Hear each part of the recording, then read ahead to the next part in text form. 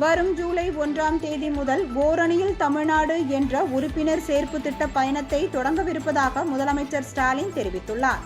இது தொடர்பாக அவர் எழுதியுள்ள கடிதத்தில், எல்லாருக்கும் எல்லாம் என்கின்ற அரசின் மகத்தான திட்டங்கள் எல்லா மக்களுக்கும் சென்று சேர்கிறதா என்பதை நேரில் அறிந்து கொள்ளும் வகையில் மாவட்டங்கள் தோறும் ஆய்வுக் கூட்டங்களை மேற்கொண்டு வருகிறேன் என்று தெரிவித்துள்ளார். எந்த மாவட்டத்திற்கு சென்றாலும் அளவற்ற அன்பை பொழியும் மக்களிடம் 4 ஆண்டு கால திமுக அரசின் செயல்பாடுகள் குறித்த அவர்களின் கருத்துக்களை கேட்டறிந்து கொள்கிறேன் என்றும், மக்கள் கூறும் குறைகளை கேட்டறிந்து அவற்றை நிறைவேற்றுவதை முதல் கடமையாக கொண்டுள்ளதாகவும் கூறியுள்ளார்.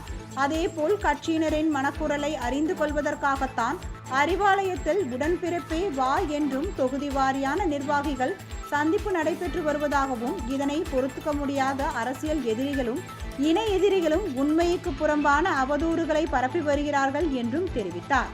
தமிழ்நாட்டு மக்களிடையே மதவாத பிரிவினையை உருவாக்க நினைப்பவர்களுக்கும் அவர்களுக்கு துணை போகிற துரோகிகளுக்கும் தமிழ்நாட்டில் இடமில்லை என்பதை மக்கள் உறுதி செய்யும் வகையில் ஓரணியில் தமிழ்நாடு முன்னெடுக்கப்படுவதாகவும், தொண்டர்களையும் பொதுமக்களையும் அரவணைக்கும் திமுகவின் பாதை தெளிவானது என்றும் அந்த கடிதத்தில் கூறியுள்ளார்.